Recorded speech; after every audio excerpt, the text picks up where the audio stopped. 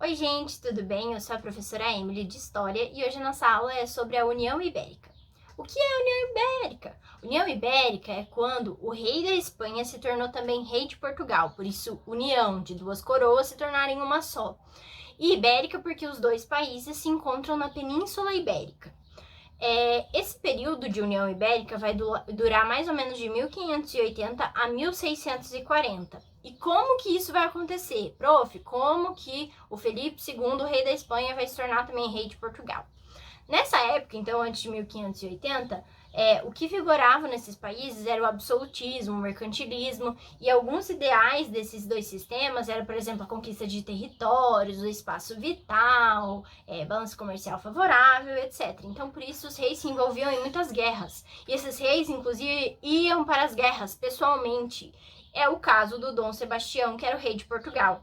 Ele vai para uma guerra, então, contra os mouros. Lembre-se que Portugal é um país católico, então eles são arquirrivais dos muçulmanos. E ele vai, então, para uma guerra no Marrocos contra os mouros e ele vai acabar morrendo nessa guerra. Mas qual é o problema? Dom Sebastião não tinha filhos. Então, quem que assumiria o trono português nesse caso? Um parente mais próximo da mesma família, que no caso seria a família Avis. O parente mais próximo que tinha da família Avis era um tio do Dom Sebastião, que já era muito idoso e que era cardeal, ele era da igreja. Então nós temos novamente aquele problema. Ele não pode ter filhos. E ele acaba morrendo. Então agora, quem assume? Não tem mais ninguém próximo. Algumas famílias então vão começar a entrar em conflito ali para ver quem vai assumir esse trono.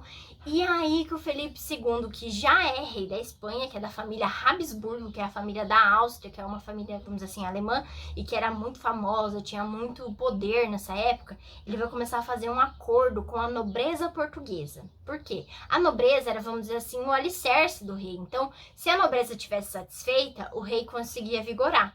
Então, ele vai fazer um acordo com eles, vai falar tipo assim, olha, vocês vão ter autonomia política, eu só vou cobrar alguns impostos, vai continuar com quase tudo do mesmo jeito, tudo mais, nós vamos ser um baita de um território e tudo mais. Então, a nobreza portuguesa começa a ver vantagens no Felipe II, que era um grande rei, então, em se tornar o rei de Portugal, e eles vão aceitar isso. Então, essa transição entre as coroas vai se dar de uma maneira pacífica, ao contrário, por exemplo, de quando a família Avis, que era do Dom Sebastião, subiu ao poder, que foi através, então, de confronto. Essa troca entre famílias, às vezes, era comum de acontecer, quando tinha esses problemas, por exemplo, de não ter herdeiros e tudo mais, e podia ser tanto pacífico, então, quanto violento. Nesse caso, foi bem pacífico. Entenda que, assim que Felipe II, então, assume esses dois tronos, vamos dizer assim, ele se torna dono de tudo que pertencia a Portugal, inclusive o Brasil. É nesse período que a gente chama, então, que o Brasil espanhol, porque o Brasil está sob o domínio da Espanha. E entendam que a Espanha tem território, então, agora, pra chuchu. Eles têm muita terra. E isso vai gerar um certo desconforto e preocupação nos outros países. Porque lembre-se dos ideais mercantilistas e absolutistas, então os outros começam a ficar preocupados. Isso vai gerar uma série de conflitos e invasões. Inclusive, a que a gente falou lá no vídeo de Brasil Colônia, as invasões holandesas e francesas aqui no Brasil, no Maranhão da França e na Bahia, em Pernambuco, da Holanda. Então, outros conflitos que vão acontecer e que envolvem, por exemplo, Felipe II, a invencível armada contra a Inglaterra, e que ele vai perder feio, bem feio. E também contra a França, eles vão ter alguns conflitos com a família Bourbon, e também contra a Holanda. Entendam uma coisa, Portugal era amiga da Holanda, eles tinham ali uma associação que a gente chama de Luso-Flamengo, eles eram parças, sabe? E daí, quando Portugal começa a pertencer à Espanha, essa aliança acaba e eles se tornam inimigos. Por isso que eles vão invadir, inclusive, o território brasileiro. A União Ibérica vai durar 3 reinados. Felipe II, Felipe III e Felipe IV. A coisa vai desandar com o Felipe IV, mas a gente já entende por quê. Primeiro, vamos voltar lá para as invasões holandesas para a gente entender algumas coisas que aconteceram então. Esse território era muito grande, a Espanha não tinha como controlar, vamos dizer assim, todas as fronteiras, era impossível e demandava muito dinheiro. Eles já estavam lá fazendo outros conflitos e tudo mais, e eles estavam achando ouro pra caramba lá na América Espanhola, ali mais do lado do oeste e tudo mais. Então, assim, perder um pedacinho do Brasil para eles também não ia fazer muita diferença, sabe? Então, eles deixaram então isso rolar, né? A Holanda invadiu então o território brasileiro. E aqui, uma figura que vai se destacar é o Maurício de Nassau, e ele vai fazer uma série de empréstimos, investimentos, tem toda uma questão da tolerância religiosa em torno disso, e reflexões sobre se o Brasil seria um lugar melhor, se a Holanda tivesse então colonizado a gente, tudo mais, isso dá pano pra manga. Mas a questão é que a Holanda vai ali fazer então uma série de empréstimos e tudo mais, e lembre-se que também nessa época, uma figura que se destaca muito é a figura do bandeirante. Por quê? Como Portugal e Espanha agora eram uma coisa só, não existe mais o Tratado de Tordesilhas. Então agora o território ali é meio livre. Então as galeras vão conquistando os territórios, achando coisas ali no meio do mato, drogas do sertão, capturar índio, nananã. Então isso posteriormente, quando vai haver a dissolução da União Ibérica, vai trazer então novos territórios para Portugal, que depois não vai nem saber como controlar tudo isso, né?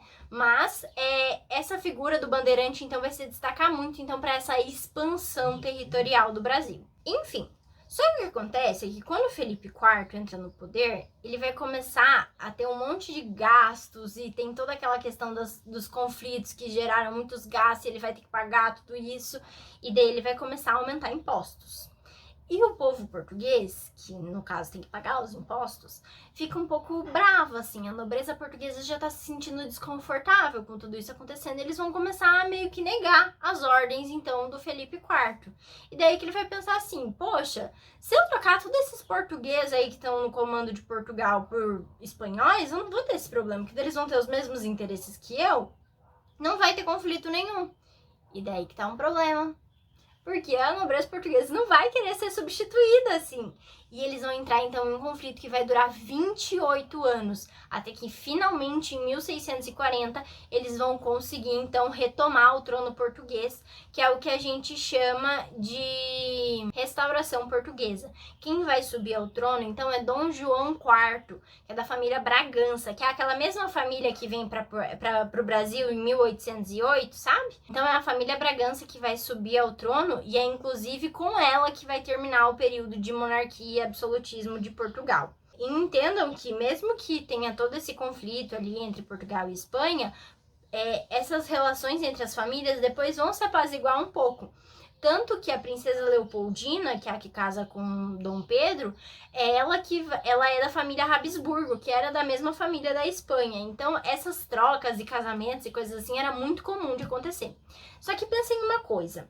Para que Portugal conseguisse reconquistar esse território, tomando ele da Espanha, que era, no caso, uma super estrutura nessa época, eles precisaram de uma grana, eles precisaram de ajuda. De quem que eles precisaram de ajuda, prof? Da Inglaterra. E é justamente nesse período do fim da União Ibérica, que Portugal vai estar lá na fossa, vamos dizer assim, que eles vão pegar muita grana da Inglaterra emprestada, vão fazer muitos acordos com a Inglaterra e que muitas vezes não vão ser tão vantajosos para eles, vão fazer uma dívida muito grande. Entre os tratados e coisas que aconteceram, a gente pode citar o Tratado de Panos e Vinhos e também os casamentos. Por exemplo, a Catarina de Bragança vai casar com o Carlos Stuart da Inglaterra, então. Além do comércio com o Brasil, of course, né? Enfim, só que o que acontece? Portugal então recuperou o trono, viva! Mas a Holanda ainda tá lá no Recife. A Holanda tá lá porque a Holanda só vai conseguir ser expulsa realmente em 1654. Porque pensem assim, lembra que a gente falou aqui antes? A Holanda só vai conseguir definitivamente ser expulsa em 1654, aqui do território do Brasil. Então, a insurreição pernambucana, que a gente chama, que é esse movimento de expulsão deles, vai durar alguns bons anos. Ela começa então ali em 1640 e termina então só em 54. E ela vai trazer algumas consequências. Por exemplo, que a gente falou que quando os holandeses saem daqui, eles vão começar a plantar açúcar em outro lugar, vai se tornar mais vantajoso para a Europa e tudo mais. Então vai ter a decadência do açúcar. E Portugal vai ter que pagar algumas indenizações para a Holanda também. Então ele vai perder algumas ilhas, vai ter que dar dinheiro, enfim. É uma série de desvantagens, vamos assim dizer. Então, a União Ibérica, a gente pode resumir, Trouxe algumas vantagens, como o aumento do território para o Brasil, e algumas desvantagens, por exemplo, então, a questão do açúcar. Enfim, gente, espero que vocês tenham entendido, que a explicação tenha sido clara. Qualquer coisa, estou à disposição. Também deem um Google aí, tem bastante material muito legal na internet sobre isso. E é isso. Até mais!